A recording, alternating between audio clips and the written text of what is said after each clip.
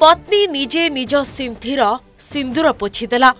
धारुआ छुरी रे काटिला तंटी छटपट होई चलीगला स्वामीर जीवन पचारिला पुलिस बखाणिला पत्नी हंता स्त्री मुंडरे ओनी पकाई पुलिस सांगरे बुलुथुबा ए महिला को चाली चलनी देखिले आपण भी धोखा खाइजिबे निरीह बळी दिसुथुबा ए महिला जनक एते जे खतरनाक शुणिले मुंडरे हाथ देबे जे देढ़ चाखंड छुरी रे स्वामी को तंटी काटी अति विभत्स भावे हत्या करिपारे से केते भयंकर होइथिबो भाबी पारुथिबे ये कोनोसी बाहर राज्य रे नुहे बरं गजपति जिला पारलाखीमुंडी अंचल रे घटिछि।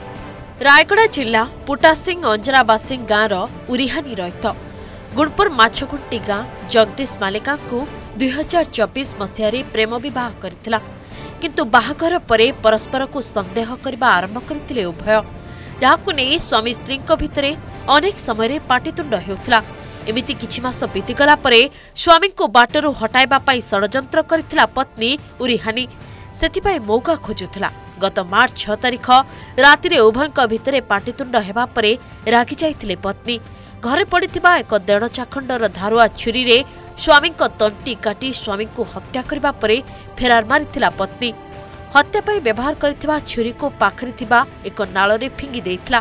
प्रथमे केही जानि पारि नथिले समस्तଙ୍କ मनरे गोटे प्रश्न थिला किए हत्या कला परे जणा पड़िला कि हत्याकारी आ केही नुहे निज पत्नी केमिति हत्या कला केउठी छुरी फिंगिला ए समस्त घटनार सीन रिक्रिएशन करिसेंती अभियुक्त पत्नी एने सांबादिक सम्मेलन करी पूरा घटनार पर्दा फास करिछि गजपति पुलिस। हठात ए मे 6 तारिख दिन सकाळे तांको भितरे बचसा हेछि दुई जण परस्पर को निजर चरित्र बाबद रे संदेह करी निज भितर गाली गुलच मारपीट एमती हेइतला तापरे हठात कि 7 तारिख दिन सकाळे से घरु दुर्गंध आसुथबार देखि जे घर मालिक थाना रे आसी रिपोर्ट करथिले एवं थाना तरफ जाई जेतेबे कबाट खोली देखिया को मिलला जे से युवक जनक मृत अवस्था रे तांकर मृत डेड बॉडी पड़ी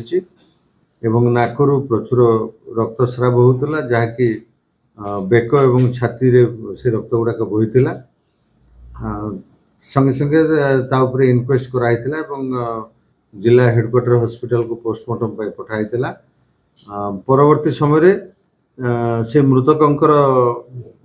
तांकर भौणी मृतकंकर माँ मेलका अनुसया थाना रे अभियोग करथिले जे मोर पुओ को मोर बहु मारी दे कुआडे पळे जाइछि बोली या उपरे हमर तदंत केस रजिस्टर कराइतिला एवं तदंत करागला। रायगड़ा जिलार गुणपुर थाना अंचल रे थिबा तांको गाँव तांको गिरफ करिके अणा जाइतिला एवं आज तांको कोर्ट चालान कराइछि। तांको इंटरोगेशन समय रे